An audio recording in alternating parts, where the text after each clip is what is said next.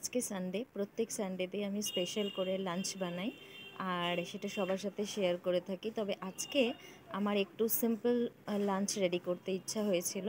যেমন আমরা করে থাকি ডাল, ভাজা, চচ্চড়ি, মাছ, এরকম পদে পদে একটু রান্না। তবে আজকে আমি শুধু ফ্রাইড রাইস করেছি আর একটু স্যালাড তার সাথে, আর চিকেন কষা।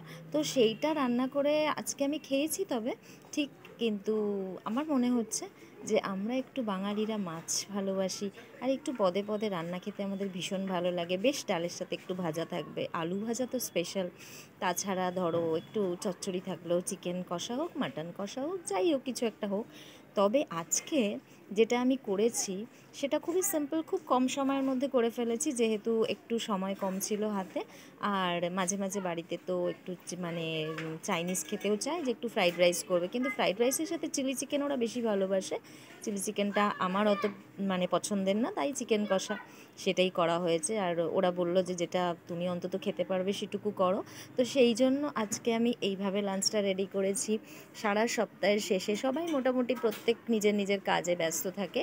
তো যাই হোক, আজকের দিনে যখন একসাথে সবাই লাঞ্চ করতে বসি, সারা সপ্তাহের যে কথা সেগুলো একটু কথা হয়ে যায়, সারা সপ্তাহে সেটা সময় হয়ে ওঠে না।